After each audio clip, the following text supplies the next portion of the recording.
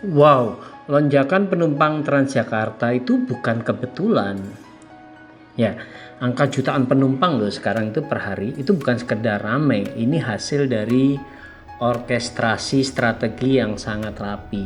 Mereka tidak hanya menjalankan transportasi, tapi membangun sistem kebiasaan baru warga kota Jakarta khususnya. Dan tentunya bisa Bekasi, Depok, itu juga ada hubungannya ya. Nah, mari kita lihat teman-teman, kenapa Transjakarta pesat ya, dalam arti sekarang sudah 1 juta lebih per hari. Jadi kemungkinan juga sudah bisa profit tuh, walaupun walaupun itu sebenarnya untuk pelayanan masyarakat. Tapi kita lihat ya.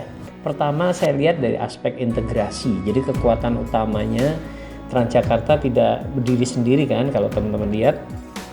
Ia terhubung dengan MRT, LRT, Jaklingko, angkot feeder. Jadi hasil perjalanan jadi satu ekosistem ya, bukan potongan-potongan gitu. Yang kedua itu dedicated lane ya, jadi jalur khusus. Jadi nggak kenal macet kan, istilahnya punya jalur yang cepat, kepastian waktunya lebih terjamin ya.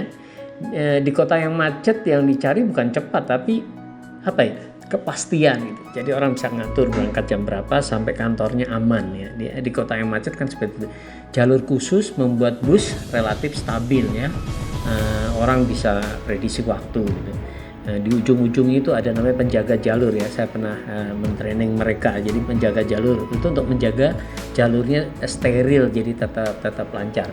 Ini mengubah mindset dari transport alternatif jadi andalan utama sekarang ya. Kemudian cashless ya, simple system, tap kartu, e-money tanpa ribet, tanpa tawar-menawar ya, mengurangi friksi, jadi mempercepat flow penumpang. Yang keempat, kalau kita lihat jangkauannya itu luas. Sekarang kan penambahan jalur terus ya, from core to edge. Jadi tidak hanya pusat kota, masuk ke pinggiran, menjangkau area pemukiman. Nah, ini penting. Transport publik itu menang di saat dekat dengan rumah orang-orang ya, rumah warga.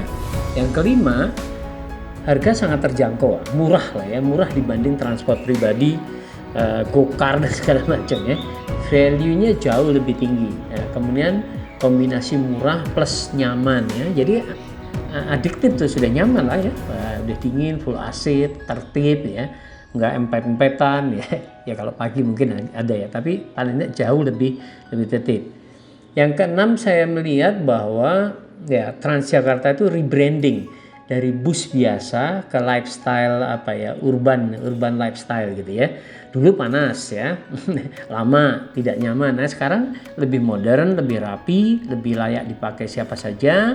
Ini perubahan persepsi yang besar menurut saya ya. Kemudian frekuensinya tinggi, tidak perlu menunggu lama, nggak ngetem, nggak zaman dulu gitu ya. Bus datang lebih sering, headway dipangkas, kemudian orang tidak perlu merencanakan terlalu jauh, tinggal datang pasti gitu ya, pasti ada busnya.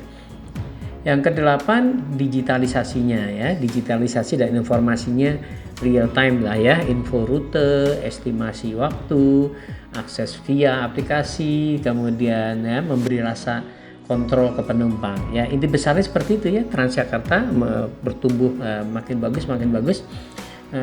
Transjakarta tidak hanya memindahkan orang sekarang ya, mereka memindahkan kebiasaan hidup ya. Plus ada servis-servis lain ya, pramusapanya yang ramah, mengarahkan, memberi informasi ya, informasinya cukup kalau kita mau kemana, jalur mana ya, cukup oke lah ya. Itu yang menyebabkan Transjakarta sukses besar menurut saya. Jadi selain sebagai alternatif yang utama sekarang, juga kenyamanan, dan kita sudah bisa melihat angkanya di atas 1 juta per hari, itu berarti keren. Mudah-mudahan semakin sukses, pelayanannya akan semakin bagus.